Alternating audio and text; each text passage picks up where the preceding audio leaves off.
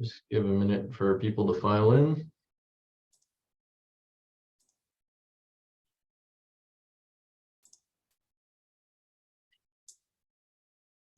I put it up on my social media, or my assistant put it up on my social media the last couple of days, and there was a number of people that said they were coming. So yeah, we got about 30, 40 years. great. All right, so I guess I'll get started. Good evening, everyone. Welcome to tonight's webinar on finding solutions to hygiene open time with Cindy Mark. My name is Zach Sloan, and I'm a financial advisor with TMFD Financial.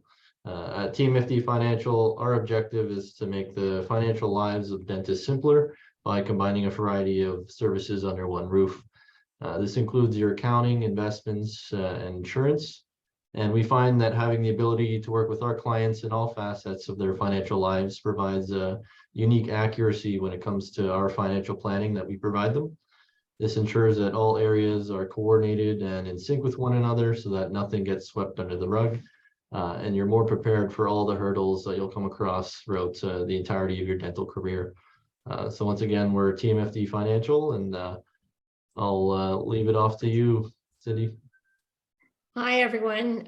Welcome to the webinar tonight. Thank you to TMFD Dental Academy for having me here. I am a dental practice management consultant. I have my own business, Benchmark Practice Management Consulting, and I'm in a lot of different dental offices, and there is a burning question in every dental office right now, and that is what to do with all my hygiene open time.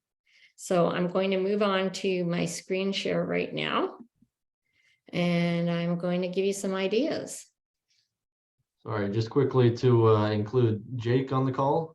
Jake, I believe you had some housekeeping items to take care of before we just get started.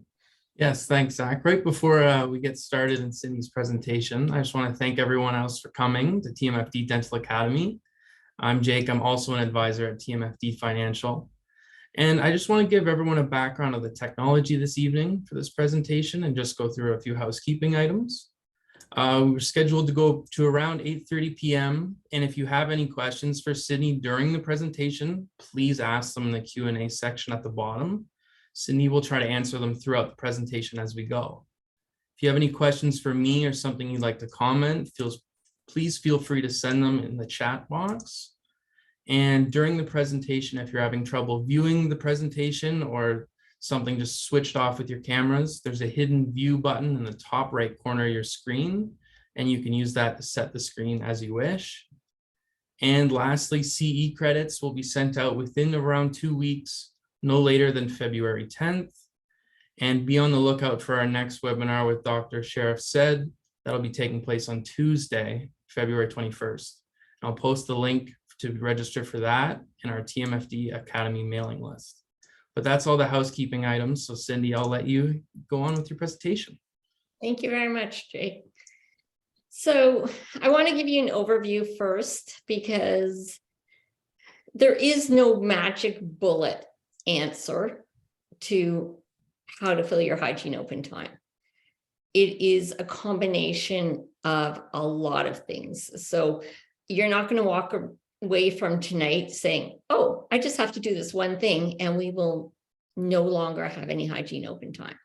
So it is doing everything that I'm talking to you about, which is kind of overwhelming. I understand that you may feel that way. Please ask questions, put it in the question answer. Jake will, before I go on to a fresh slide, Jake will let me know if there are any questions to be answered about the slide that I'm on. And if we get too many questions, then maybe I'll have to save them to the end, but I always feel that it's a little bit easier to go ahead and answer them when they happen.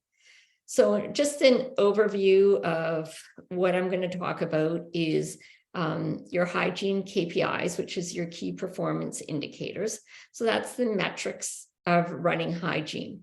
If you don't know where you are supposed to be and you don't know how to get there, then there's a bit of a problem. So I'm going to teach that to you tonight. We're going to talk about balancing your hygiene supply and demand. So how many hours of hygiene should you even have in your schedule? And that's a bit of a calculation. I admit that there's some math in that one, but it's very manageable. Also, we're going to talk about short notice cancellations and no shows. Again, no magic bullet there, but you have to do all these things to cut down on it. The other thing that I have found more recently with my clients is they're almost losing their patience in their software. You can't actually lose your patience in your software, but you can decrease the number of patients that you have in your software. And also HR in the hygiene department is a little bit different than it used to be. COVID, changes in COVID, there's things that are just a little bit different right now that I just want to bring you up to date on. And if you're thinking that all of this looks like the person up at the top there, then you're quite right. You need about 8 arms to get your hygiene taken care of. First up, we're going to talk about your hygiene open time. It should be approximately 10%. So if you're really lucky, there are some of the software programs that will have a downtime or an open time report in them. If you have one of those softwares, it's easy to run, and you just want to make sure that you're not putting blocks in there of things that are not patient time. So a hygiene open time at approximately 10% means that if it's between 8 and 11%, you're probably pretty good. If you're over 11 or 12%, then it doesn't mean that you're offering too much hygiene open time. It might mean that some of your systems need tightening up. You might need the way that you're using your pre-appointing. It might mean that you're confirming and is not being done in the proper manner. I'm going to give you all of these hints later on how to bring this down. And if your open time is below 8%, then you might be having a problem as well. It might mean that you don't have enough access for your hygiene chairs, which means you're not offering enough hygiene open time. And it might mean that you're just not offering enough. So if your patients can't get a spot, then that's creating a problem for your office as well. So the magic number is 10%. Now, here's one that's a little controversial sometimes, so I'm sure there's going to be some questions on this one. So when you look at what a hygienist bills per hour, you want to look at only their scaling, polish, and fluoride codes. You want to run a procedure report in your software. And with the recent bump in the fees, in the ODA fee guide, then we want it between $200 and $220 an hour. The reason we don't include x-rays in that is because you can have a hygienist who is just doing 3-month scales and no recalls, and so there would be no x-rays for the day. So you can't really compare that to a hygienist that's doing recalls. So the basic appointment is scale, polish, and fluoride. And you want to be, when there is a patient in the chair, that's the other caveat on that one, then you want it to be between $200 and $220 an hour.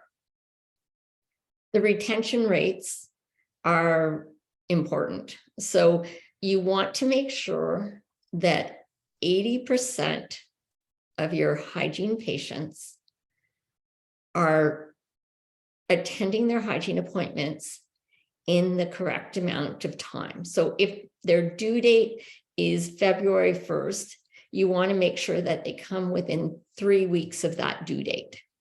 So if they come after February 21st, then they've got delayed care. And if they were a 3-month patient and they've come 3 weeks late, well, now they've become a 4-month patient. A 6-month patient can very easily become a 9-month patient. So you want to have about 80% of your patients coming during their actual due date time. That comes from making sure that the hygienists have given enough opportunities for education so that patients understand why they need to come when they need to come. You will expect about 40% of most adult patients will need to come for 3 and 4 month appointments in almost every practice, unless you're in a practice where you've got a lot of, in a new suburban area where you've got a lot of little kids, because it's all young families buying new houses in an area. Your number of patients coming every 3 and 4 months may be a little bit less than that 40%. But in most general practices, we would expect about 40% of our patients coming every 3 or 4 months. Now, is there any questions on anything I've just said before I go on? Not right now, Cindy. Great. Now, the next thing we want to talk about is the supply and demand of patients. We want to balance that out. So the supply of hygiene hours is the number of hours that your hygienists are booked. So if you have 2 hygienists booked from 8 to 5 every day, 5 days a week, then that is the number of, you subtract your number of hours for lunch, and that is your supply of hygiene hours. Your demand is the number of patients in each hygiene interval times the number of visits each year. And that equals the total number of hygiene hours you need each year. Now, I know that that is really confusing, so I'm giving you an example of this and how you can figure this out.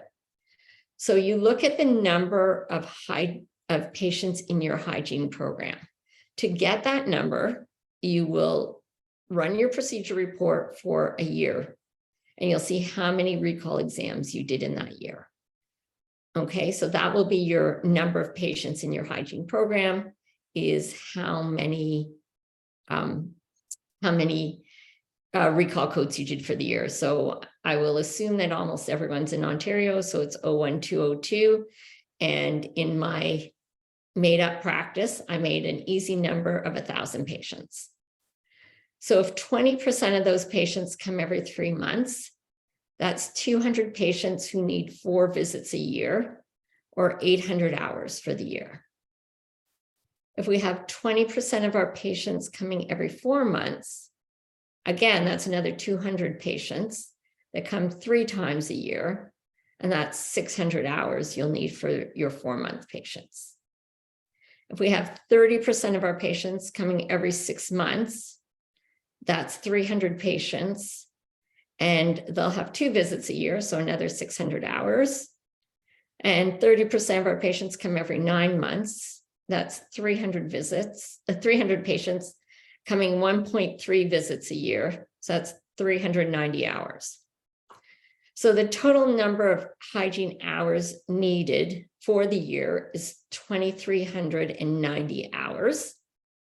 And usually most offices work 48 weeks a year. 2 weeks of the year are stat holidays. There's 10 stat holidays in a year. So we know that that takes it down to 50 weeks of the year.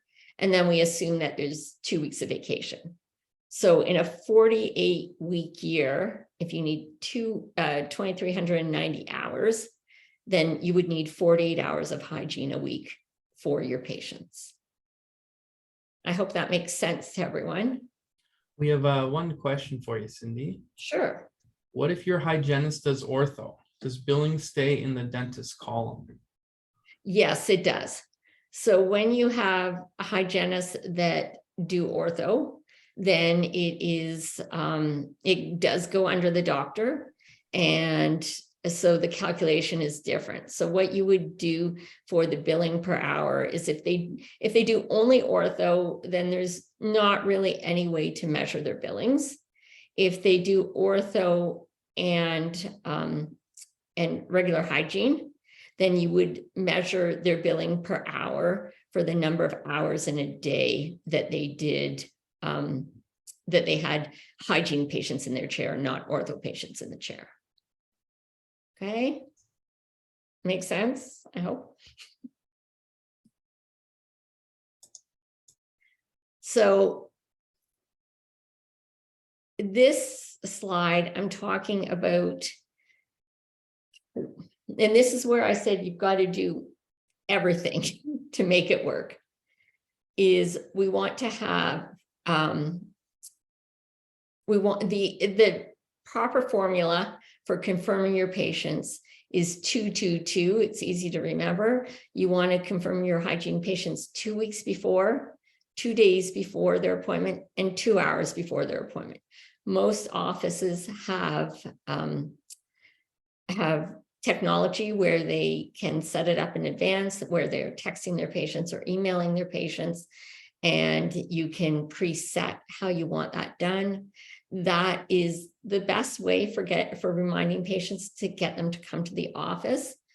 I will take that back one step and say, when you are booking your patients, you don't want to say, we'll remind you 2 weeks before, and if it isn't good for you then you can change it.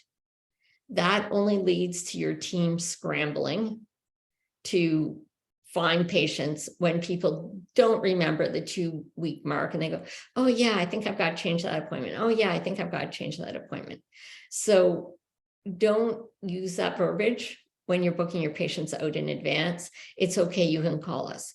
Use the verbiage, I've booked you in on April 3rd at 2 p.m. and we will be expecting you then. Don't let them have an out on it. Know your patient's preferences.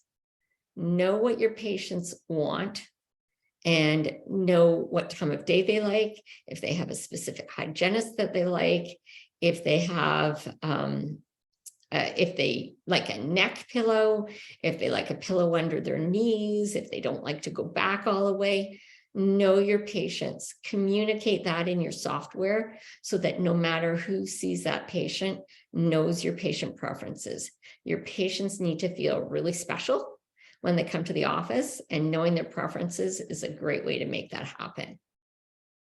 Have your hygienist book their own patients back. So patients are much more compliant to an appointment if they have booked their own patients back in the office. So for some reason, hygienists have no problem, patients have no problem canceling when the receptionist or administrator books their appointment. But they think somehow, and I don't know how this came about, but they think that their hygienist is going to be mad at them, and then if they cancel their appointment that they booked with the hygienist. They think that the hygienist might actually know who was supposed to be in that spot. So patients have a much better compliance rate when hygienists book their own patients back. So I would, if you're not doing that in your office already, I encourage you to start that right away. Pre-appoint only your low-risk patients.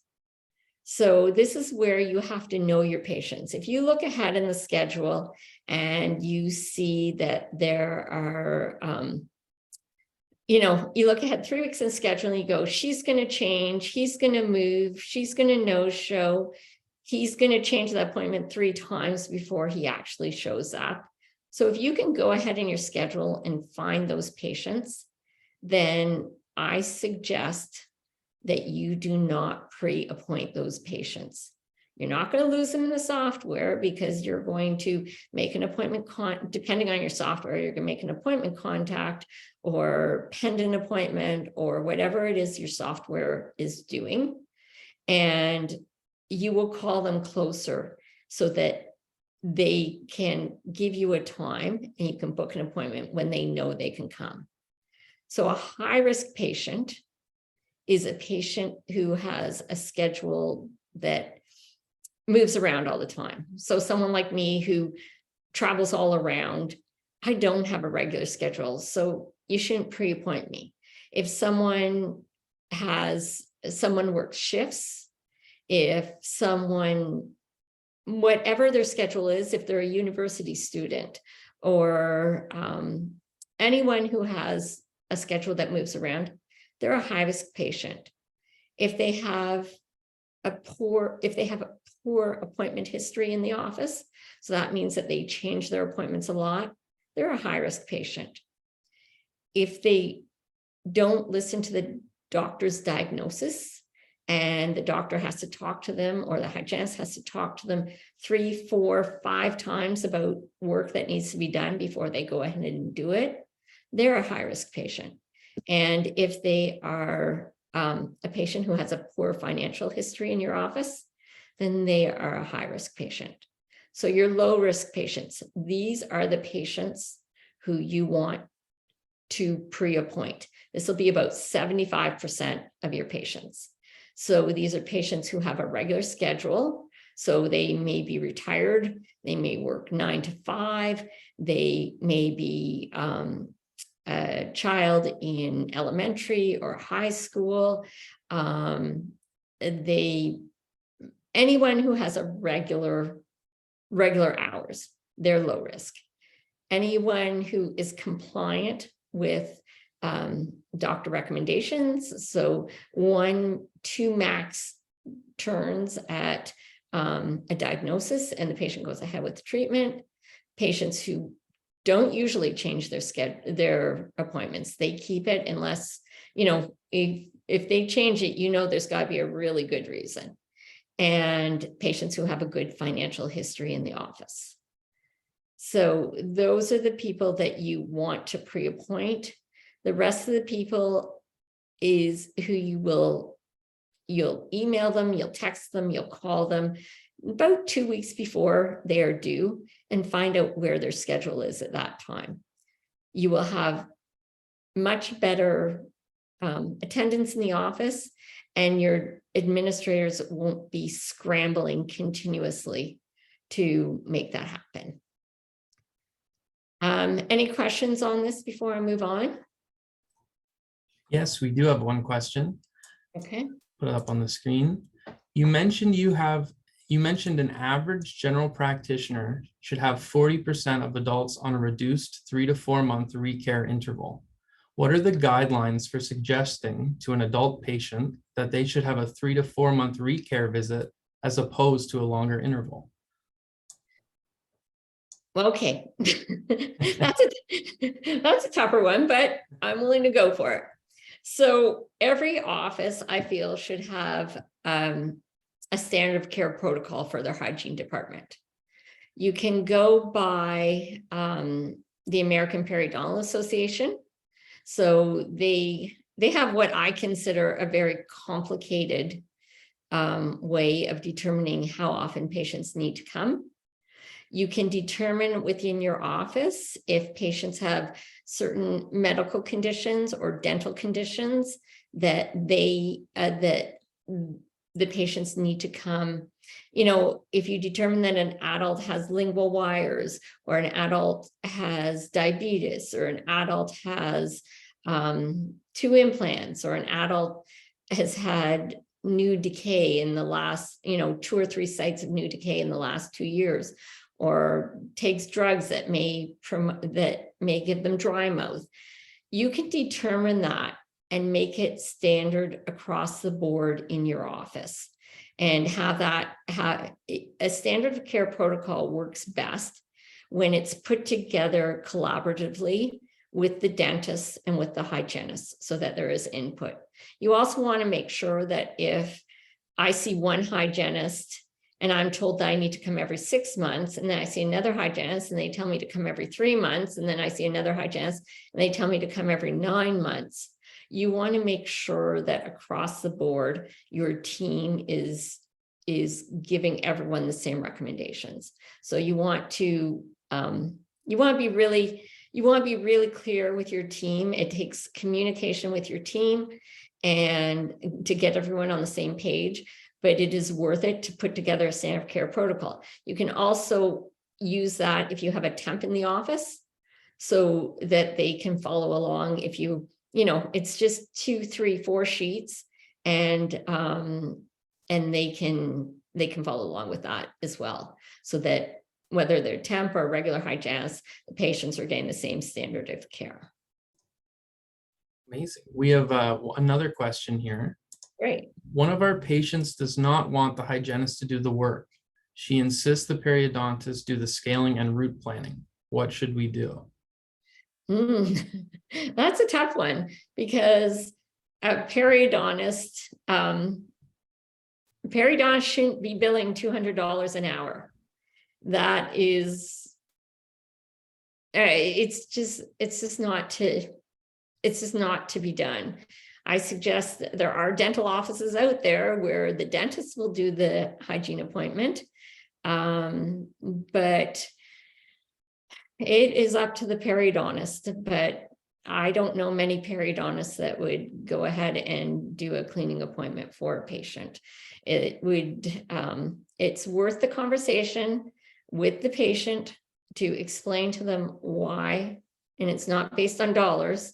You have to explain to the patient why the hygienists are specially trained to do this work for them, and why it's best that periodontists can come in and do a quick check without there being a recall exam if they want to do that. But they also, it's not something I would really recommend. Let's just put it that way. And maybe that's when you have the conversation that maybe we're not the practice for you, and you can't say yes to everyone, as far as I'm concerned. If someone goes, you can't bend all the time to your patient's wants and needs. You just can't. It doesn't make sense. Wow, we have 2 more questions come in. Okay. The first one being, how to overcome resistance from hygienists to booking their own patients. An example, they feel they already are overwhelmed with work. Well, it's a discussion. It's a communication. I will tell you, in probably about 70% of the offices out there, hygienists book their own patients back. They have better compliance. There are some offices that don't pay hygienists when they don't have a patient in the chair. So if it's a known fact that there's better compliance, then we want to do that. There is more than enough time in a 60-minute appointment waiting for the hygienist to take 2 minutes. It's probably even less than 2 minutes to book the patients back. So it is a discussion to be had in the office, and it can become a rule, but it is a discussion. I would suggest that you ask the hygienist to just try it. Very often, hygienists not wanting to book is a lack of familiarity with the actual booking skill in the software. So maybe it's that they don't know how, they don't feel efficient at it, but booking a patient back is really simple and very easy. And if they happen to be running behind 1 or 2 patients during the day, then let the front desk go ahead and book it. But generally, in a 60-minute appointment, a 60-minute recall, hygienist should be able to do it. In a 50-minute scale, a hygienist should be able to do it. Amazing. Last question, and then we'll let you move on here. That's okay. What type of dental hygienist remuneration works best to optimize the completion of the suggested treatments? I'm assuming that's a difference between, you're asking the difference between hourly and commission is what's being asked in that question. So I will say I don't love commission for hygienists. I'm going to talk about it I'm going to talk about salary or wages when I get to the HR part. Oh, yeah. But I will say I don't like commission Unfortunately, I have seen it abused by hygienists, and it doesn't make me feel comfortable, and I don't know that it would make a dentist feel comfortable. But so if I know that when dentists pay commission, they generally pay 30% of the amount that's billed. But like I said, I don't like commission. I prefer a hygienist be paid hourly and provide the services that are expected of them and that the patients need, rather than billing for maybe things that the patients don't always need. Okay.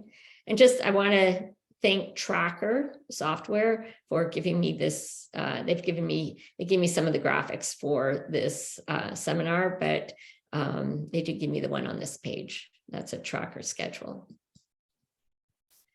So the thing, very often team learn to use their software by broken telephone. And they can, when I started off saying earlier that they can almost lose patients, they can. You can't actually lose the patients in your software, but you have to know how to find them. So the first thing I'm going to talk about is, these are things that I find very often occur when I go into an office for the first time. So when an office calls me and they aren't doing as well, they think that their patient base is shrinking, they think that things aren't going as well. These are some of the issues I find very often. So every software works by a filing system. So when you use a filing system, you sort things. And so in software, sorting occurs by the work to do line or the reason line or whatever the first line is on an appointment. So you want to make sure that you don't have 10 different reasons for a hygiene appointment. So most offices use RC for recall and SC for a scaling appointment. Some offices I go into, it'll say 60-minute 3 MRC, or it'll say 9M polish, scale, and recall. Using all these different lines on your work to do makes it very difficult for every software. There isn't a single software that sorts properly that way. You want to make sure that you are creating common sorters with your work to do or reason line in your software. That is how your software will then take the information and put patients on the unscheduled list, put patients on the unscheduled hygiene, no appointment hygiene, all those kinds of things. All those lists come from the software's ability to sort. So if your office isn't using common sorters, go to your software company, send me an email. I can tell you quickly how to do it. I don't charge for anything like that. But you want to make sure that your information is being sorted properly in your computer. The other thing you want to do is make sure whoever is using your software, especially if you're using an external software like Intivio or Recall Max or anything like that for your hygiene program, you want to make sure that it is talking to your software program and that your follow-up dates. So if I call someone on February 1st, you move ahead the follow-up date for the patient to February 21st. This allows you want to follow up every 3 weeks or so, and this allows you to keep track of it. It saves a lot of work if you keep your follow-up dates or your next contact date, whatever it's called in your software, you want to move it ahead always. You don't want to look back and see who you should have called in September. You want to look ahead and see who you should be calling in 2 weeks or 3 weeks. The other question I get all the time is, when do we actually remove patients from our list? So my theory on this is I will call patients every 3 weeks from 2 weeks before they're due until about 8 months after they're due. But you want to switch up the ways that you call them. So you can't use just technology. It's very passive. I can look at a text while I'm working and think, oh yeah, I'm going to answer it later. And then I'll have 10 texts on top of that from other people through the day. And I'm not going back to the text from my dentist's office. So you want to make sure that one time you text, one time you email, one time you call their cell. Home number, unless it's a retired person who you know doesn't use anything electronically. I will admit my very senior mother even uses her text for her dentist appointments. So make sure you ask your patients which way they want to hear about their appointment. So when you get to the 8-month mark, then you want to call your patients maybe once every 6 weeks at that point. And then when you get to about the 14-month mark, that becomes a very different call. You want to change your verbiage up on all the other calls, but when you get to the 12 to 14-month mark, you don't want to say, hi, this is Cindy calling from your dental office. I'm calling to schedule your appointment.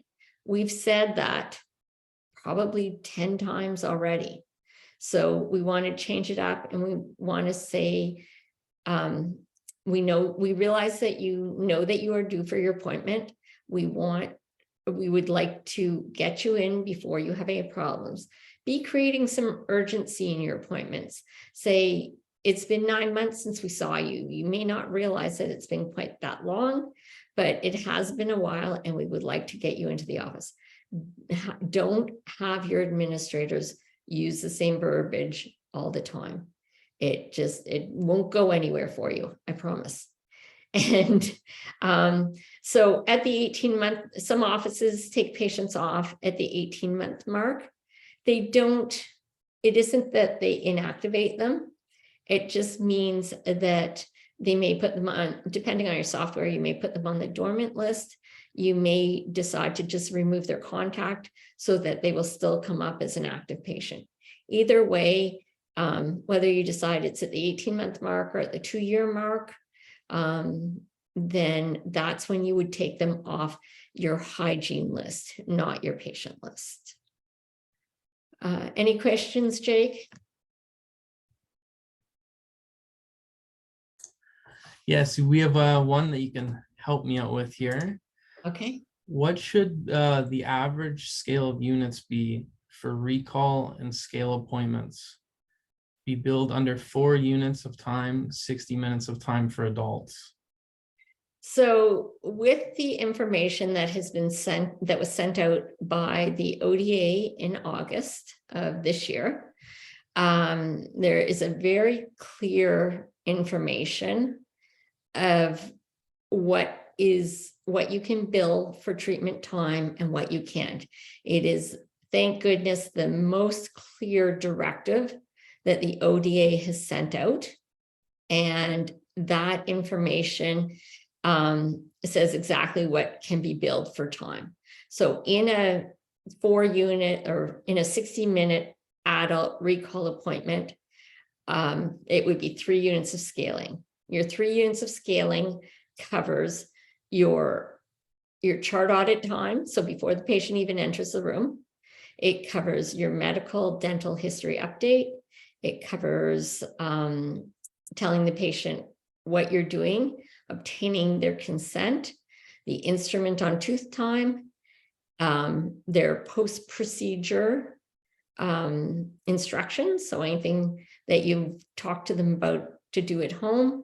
If they've needed freezing to have their hygiene done, then it counts that time. It also includes the note taking, the time for doing the notes while the patient is in the chair. So if once your patient gets up out of the chair, billing time is done. So I encourage hygienists to say, Cindy, I just wait a couple of minutes. I just want to finish up your notes. Have your hygienist finish the notes, and that is included in the scaling time. So it's 3 units of scaling, polish, if you do fluoride, any x-rays, and any and a recall exam. And treatment time, also in there, it talks about treatment time does not equal billing time. So very often the old way of thinking is that hygienists added it up to 4 units of time. That isn't the scenario any longer. It hasn't been the scenario since 2011, but it took the ODA 11 years to actually clear that up. Again, if anybody wants the ODA letter, you're welcome to email me. I'll send it back to you. I promise I won't make you crazy. And I will also provide you, I checked with the CDHO because many hygienists very often will say to me, well, our college says that we're supposed to do it this way. So right after I received that directive from the ODA, I contacted the CDHO, and I have a letter from the CDHO as well that states that if hygienists are billing under the ODA fee guide, then those are the directions they need to follow. So I'm happy to share that at any time if anyone requires that information. So one of the big items is patient communication. And it's not even from the administrator or the clinical to the patient. It is about communication within the office as well. So from the clinical to the administrator, or even memory. So I want to talk about communication in a dental office, and especially in a small office. So very often in a small office, we'll have one person or 2 people at the front desk, and they don't put in as many notes as they should because they're the only person there. So they figure that they will remember everything. So I will say that even in a small office, find the common places in your software to leave a note. So determine if it's in a note tab, determine if it's in, some software has important notes, some software has pop-up notes. Find a common place in your office where every note goes. Be careful of what you put on the patient appointment. A lot of offices use the patient appointment, the work to do area, to convey things like money owing, insurance, how many dollars are left on insurance. Do not put anything financial or anything private about a patient in your work to do line. You can put, rest 1-4-DO or anything like that on the work to do line, anything about the work. And if your screens are somewhere where they have, where the patients can see it, every software program, you can take the patient's name off the screen that's up so that if they're walking by, they can't see if their neighbor is the next patient in. So you want to be really careful where you keep things, and you want to make sure that people aren't keeping things in their head, because you never know who's going to win Lotto Max and not come back to work on Monday. And you never know who might slip in the storm that's coming this Wednesday, maybe, and not be able to come to work for 6-8 weeks. So you want to be really careful where those notes are. and everyone in the office should be using them in the same place. Any interaction with the patient needs to go into a note. Now, I talked about already using a combination of tech and personal touch with patients. Be very cognitive of what the patient prefers.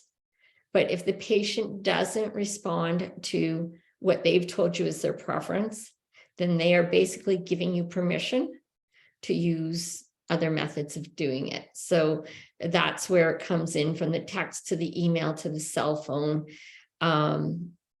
Don't make sure that you are proactive when contacting patients without stalking them and pushing it too far so that you are annoying the patients. Listen to your patients and figure out which is the best way. And if what they've told you is the best way that isn't working, then find something else. Be creative. That's what I can say, is be creative. Templates for patient notes in the hygiene department especially need to be done in the same way for every hygienist. Have your hygienist have a meeting, have them create a template that everyone is happy with and meets record keeping standards, so that when an administrator is looks at a hygiene note, they know exactly where to look for next visit information. They know exactly where to look for treatment that was diagnosed. They know where to look for the interval that was requested. So we want to have our patients, we want to have everything in a similar manner for the dentists and the administrators, and also for the next hygienist, because in a lot of offices, patients don't see the same hygienist time and time again. They may see a couple of different hygienists, or you have a temp hygienist come in. It makes it a lot easier for them to review the previous note if everything is in the same manner and they're not searching for information within a note. Meet with the hygienist again. To ensure that patient education is the same across the board and that the team knows what the education is.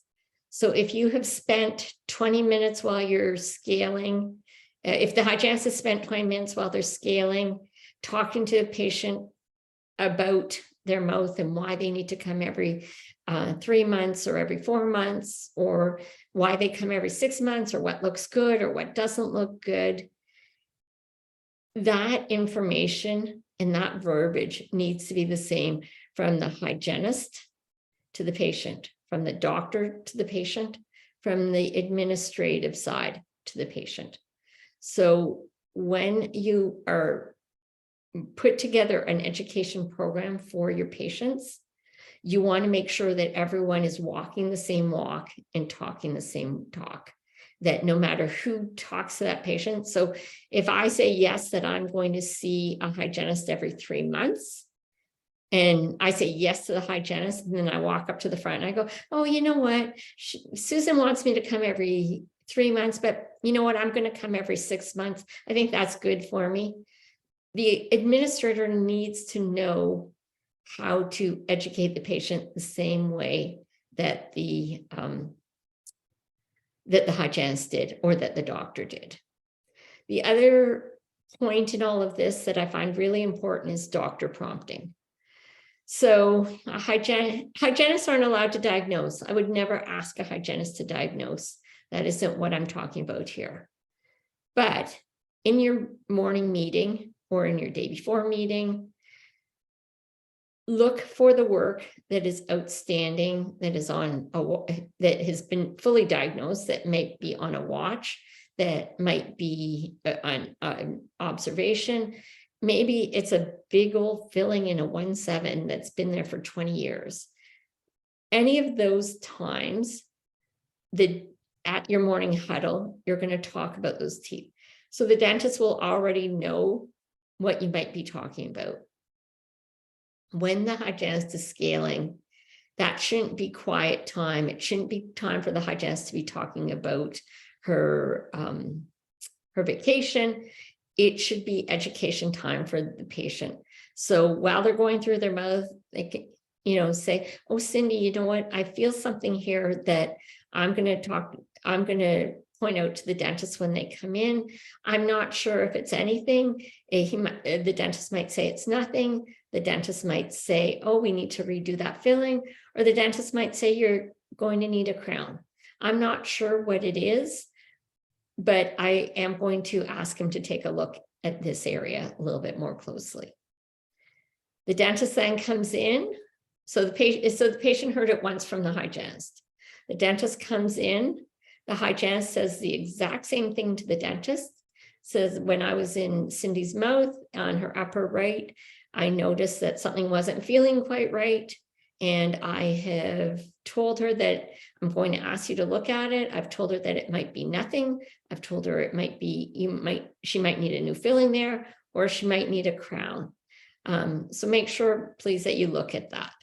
So now the patient has heard it again. The doctor also knows what the hygienist talked about while the patient was in there. So the doctor sits down, they do their exam, they decide what needs to be done. So that then becomes a conversation. When the doctor leaves the room, the hygienist says, do you have any questions about that?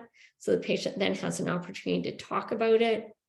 And then when the hygienist brings the patient to the front, the hygienist will say, again, to the administrator, Dr. So-and-so let Cindy know that she needs a new filling on her tooth on her upper right. Can we get that booked in for her? So the patient has now heard it maybe 3 or 4 times, and it's going to sink in a lot better, and you will have much better treatment acceptance that way, for both basic and major restorative. And we want to make sure that that happens. What we don't want happening is a little sticky behind the patient's head on the counter saying, check the 1-7, check the 3-4. We want that communication to happen with the patient by the hygienist before the doctor even comes in the room. I hope that makes sense to everyone. Are there any questions there, Jake? Yeah, we got one here. Do I still have to write an order to the hygienist, knowing that the hygienist can now practice independently? Yes, you need to have a standing order. Okay, and then there's another one. How much time do you schedule for the 3 USC recall exam radiographs appointment? Okay, sorry, can you say that again, Jake? I might need your help because there's a. I know, I think I got it. As well. Yeah. Is it a 3? Does it say 3 USC? SC, yeah. Okay, so I'm assuming that's for like a 3-month scaling. So if there's just scaling happening, then it's generally a 50-minute appointment or a 45-minute appointment, depending on what units you use. And it is 3 units of scaling that is billed for that appointment. I think that's what's being asked there. Okay, great. Okay. Anything else? We good? Okay. So now I want to talk about HR in the hygiene department. HR has totally changed since COVID. We've had a lot of hygienists who left the field. We also have had a lot of job hopping, more job hopping than I have seen in my entire very lengthy career. That I have offices who are relying solely on temps, and it's not a good scene. So how do you create a culture where your hygienists are happy and want to stay? So the problem with temps is you're paying more for a temp than you would for a regular employee. So how you need to explain that to the employees is that there are a temp doesn't get paid for their stat holidays. So that's 10 days a year, 2 weeks of work a year, 2 full weeks of work a year that they're not getting paid for. Temp is also paying their own employer remittance. So they're paying their own taxes. And yes, they get to choose their own schedule and choose where they work, but they might not always get work when they want. So ensuring that your salaries are competitive with the current market. And I can tell you, I know someone's going to put their hand up and say, what should I be paying my hygienist right now? And some of it is demographic. I know some offices are able to pay $46 an hour and be able to have someone on staff. Some offices are paying $60 an hour. In the small towns in Southern Ontario, they're paying $60 an hour because there may only be 3 or 4 hygienists in the area. And basically the hygienists are getting paid whatever they're asking for. So your salaries need to be competitive. And I can't say anything more than that. And I hate to say that they're going to keep increasing, but right now hygienists have the upper hand as far as salaries go. So to pay those salaries, you want to make sure that you have performance goals. And a performance goal in hygiene is keeping the chairs at 10%, around the 10% open time mark. Now that is not just the hygienist's job, that is the job of the entire office. So, and it's the same for the doctor chair, but I'm talking about hygienists right now. So performance goal of 10% open time. So the hygienist needs to ensure that her patients are coming back in the time period, the diagnosis time that they need to be done. You want to make sure that they're adhering to your office standard of care protocol.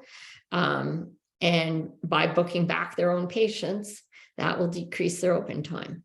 The front desk is responsible for short notice cancellations to some degree, but at your huddle, if there's a hygiene opening, then the clinical staff, the assistant, should also be looking to see if there's any patients in the dentist chair who might be coming in for an emergency, who might also need a cleaning that day, or any family members of any of the patients in that day. So that 10% hygiene open time is important. The having their patients come every within their 3-week time window. You want to make sure that's patient education on the part of the hygienist, that the patients know if they're diagnosed at 3-month or 4-month or 6-month, that they need to come at 3-month, 4-month, and 6-month. That is strictly on patient education from the hygienist. You also want to make sure that whatever you set your standard of care protocol in your office for the number of patients in 3- and 4-month intervals, then you want to measure how many patients will do that.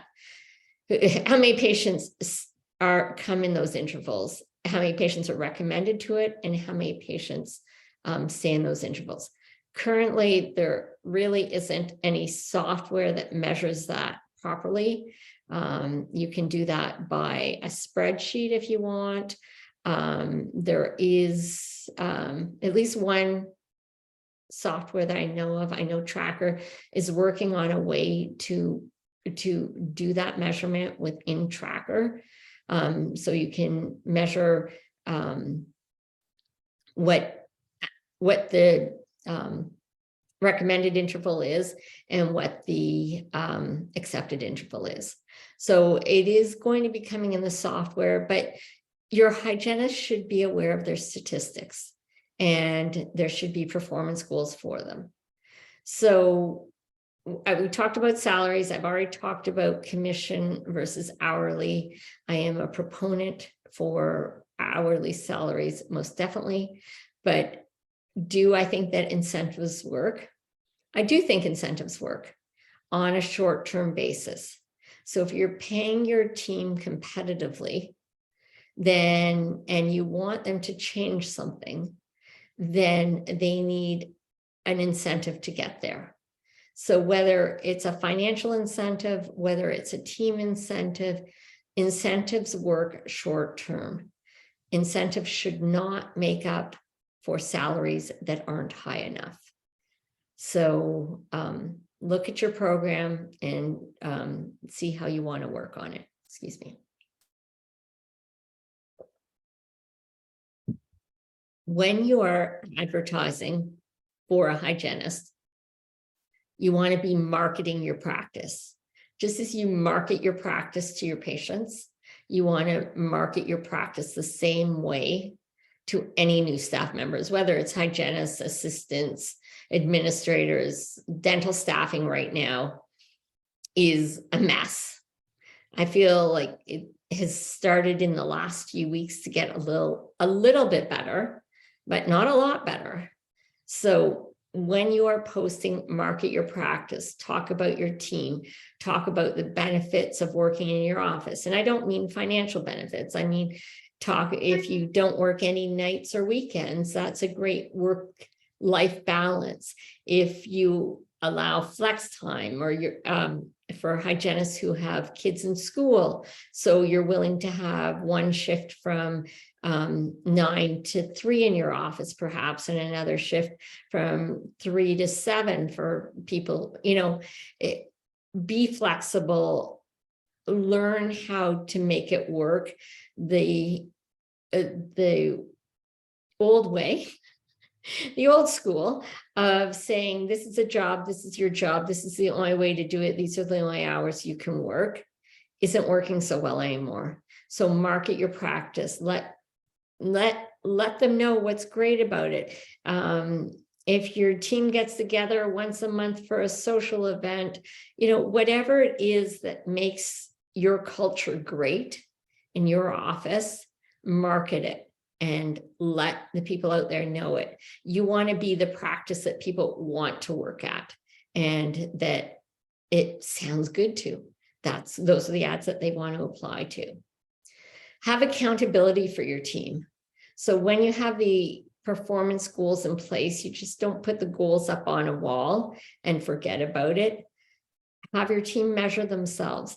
Measure your team, use spreadsheets if you need to, use electronic monitors, figure out a way to have accountability in your team for their billing per hour, for their open time, for how many patients they have in their 3 and 4 month intervals, and for their accessibility. So you want to work on that and bring it up to date and do the best that you can for the situation we're in. We are in a tougher situation than ever between the patients and the staffing.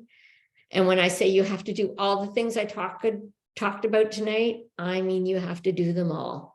You have to, there's a dentist on every corner, and your systems, your team, every experience in every touch point with every patient has to be a VIP 5-star experience. And use your social media. Get an expert to be placing Google ads for you. They know the algorithms. Get someone who knows how to do it for dental offices. Doesn't cost anything to ask your patients to do a Google review for you. A lot of people don't switch dentists until they read the Google reviews. You can easily print up a sheet to give out to your patients and say, if a patient says that they had a good experience, say, great, we'd love you to leave a Google review so that new patients can love us the same way that you love us. And give them a little take-home paper of how they can post a Google review at home. If you give them a paper, they'll more likely remember to do that. And there is some good ads on social media, on Facebook ads, and Instagram ads. Find ways to be different and stay within all the rules. and bring patients to your practice, bring team to your practice, be the place where people want to be. I'm actually done now, so any questions we can talk about. We have one question here, a bit of a recap. Okay. I missed how to communicate that a filing needs to be done without stickies before the doctor comes in. Sorry, can you read that again? Yeah, I missed how to communicate before that a filing needs to be done without stickies before the doctor comes in. Okay. I think there's a couple words missing there, but I'll go for it. So the communication without the sticky is verbal. And so you want to have your patients, you want to have the discussion with the patients about what you're going to point out to the dentist before the dentist comes in to do their recall exam. So instead of using the sticky, you've told the patients in advance, and then you tell the dentist as well. So it becomes verbal between you and the dentist as well as with the patient. Okay. Great, thank you. What is the best way to handle sick pay? That's the next question that just came in. So sick pay there is no, okay, I'm going to take, I think that quarantine pay is done now. I'm not sure of the exact date on it. So I believe that quarantine or COVID pay is done now. So presently in the province of Ontario, there are not paid sick days, I believe now. So it is up to every office to determine what sick days are. And if you want to have any in your office, I suggest that you do have some. I worked in an office once where they paid a bonus at the end of the year, a week's pay if you didn't call in sick all year. Well, guess what? The whole office was sick the whole year because they all wanted the bonus. So they were coming into work sick and getting everyone else sick. So, I mean, that doesn't happen as much now, but I do suggest as part of the employee experience and part of your office culture that you do offer probably about 3 sick paid days a year for your team. Some offices offer mental health days instead of sick days. And some offices are more flexible with childcare. Like, do you pay you have to make a decision as an office. Do you pay a sick day if someone stays home because they have a sick child? So you want to have, every office runs a little bit differently. You want to determine what is best for your office culture and be fair.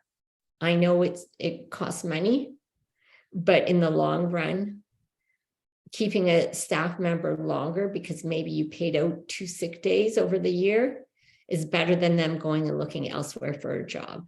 You want to create stability in your workforce. And just following up with the same person who asked that question, they said, I gave a 2% allowance and paid it out as a bonus, 1% every 6 months, if no sick days were taken. Otherwise, no work, no pay, no exceptions for any missed in office hours. That's one way to deal with it. A lot of staff may not feel comfortable with that. That's a pretty hard line in today's day and age and today's staffing market. We are getting quite a few questions rolling in here, and I just want to remind everyone, if you have something that isn't necessarily a question and more of something you just like to chat out in the open, please use the chat box instead of the Q&A. Here's a question here. Is 15 minutes at the start of the day and 15 minutes at the last part of the day, is that enough and fair to give hygienists for their notes with a 1 hour break? Absolutely. Absolutely. That's pretty standard, is that hygienists get paid 15 minutes before their first patient and 15 minutes after their last patient is dismissed.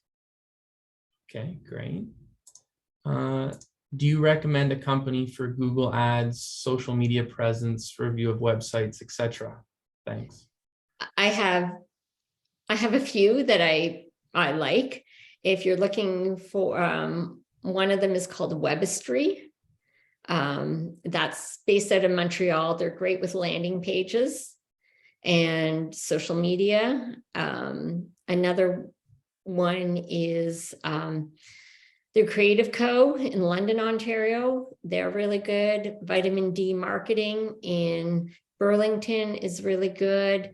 Anywhere that has dental experience, I highly recommend them. And anywhere that is not based in the US. The US market and the US companies do it differently.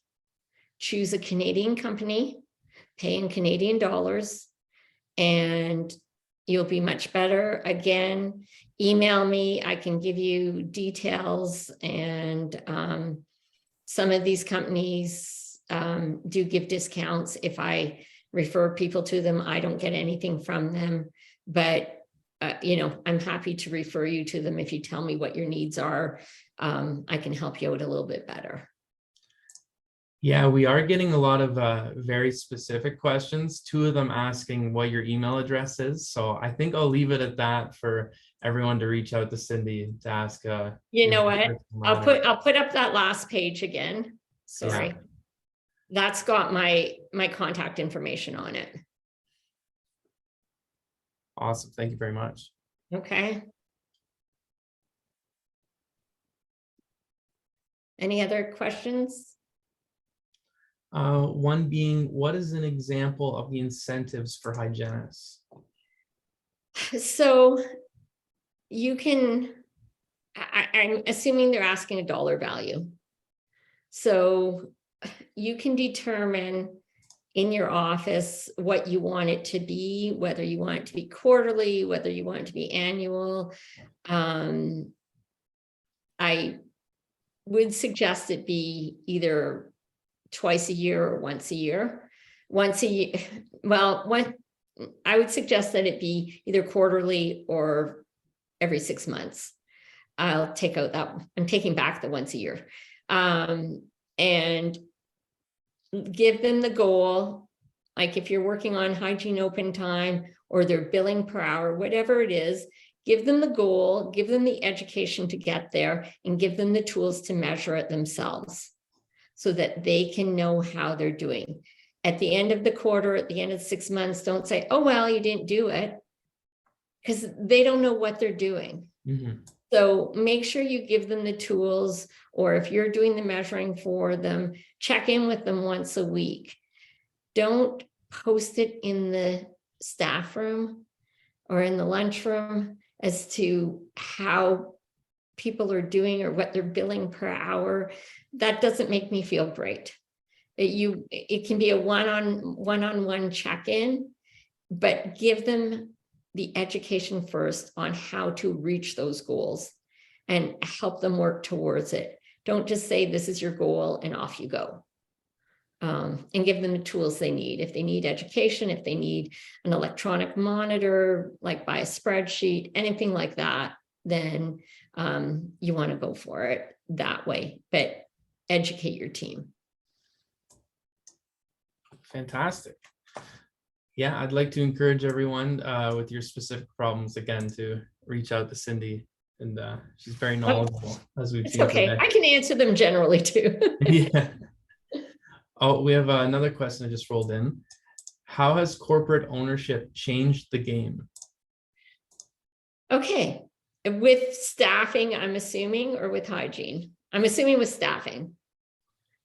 So there's a lot of different things going on in corporate. Either staff like working for corporate or they don't like working for corporate.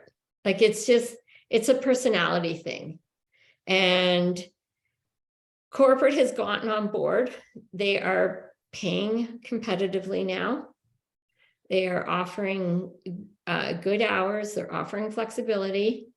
And in some instances, they are offering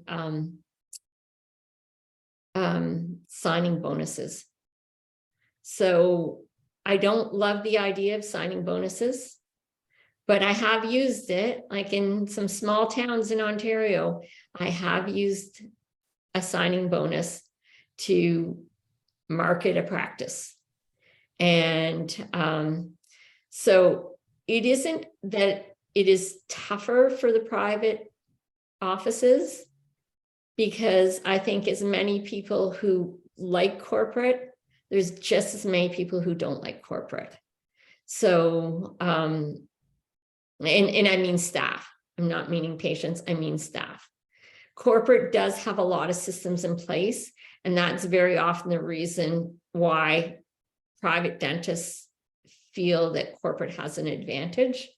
But private dentists could have the systems in place. Systems fell apart during COVID in almost every dental office. So all the systems that were in place before COVID kind of flew out the window in most offices, because we were worried about infection control. We were worried about donning and doffing gowns. We were worried about N95s. We're worried about IPAC. You know, there's so many things that we were worried about, everything during the bulk of COVID. And so all the systems got let go during COVID. Also, because there were just too many other things to worry about. Also, because there were so many staff changes in the last 3 years. And generally in most dental offices, training happens by one person telling another person. So it becomes broken telephone. And because there's so many staffing changes, not everything gets told. And so shortcuts happen. And yes, the office still works on shortcuts, but it might not be succeeding as well as it was before. So systems broke down in the last 3 years. That's what I can best say. And so putting systems back in place is what offices need. The other problem with dental offices is they're like an island. So they know what's happening on their island, but they don't know what's happening on the other islands. So sometimes you need an island hopper, which is a consultant, really, who goes from office to office and who knows what's going on in other offices. So I think I answered that question. I think I got off on a tangent, but I think I answered it as well. Fantastic.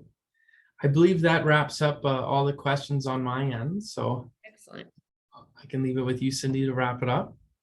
Well, I just want to thank TMFD Dental Academy for hosting me. I've got a long history with TMFD myself, and I'm always happy to help their clients. And thank you for hosting me. Thank you to everyone for listening to me. And if you have more questions that you think of tomorrow, like I said, I don't charge. You can email me. I'll answer you back, and go from there. I promise I won't stalk you and keep sending you emails or anything like that. I promise. Take care, everyone. Have a good evening. Thanks again, everyone, for your time this evening. We trust you found this very informative, and I encourage you all to sign up again for our next webinars. There'll be a link in chat to our TMFD Dental Academy mailing list. So take care, everyone. Have a great night. Night, everyone.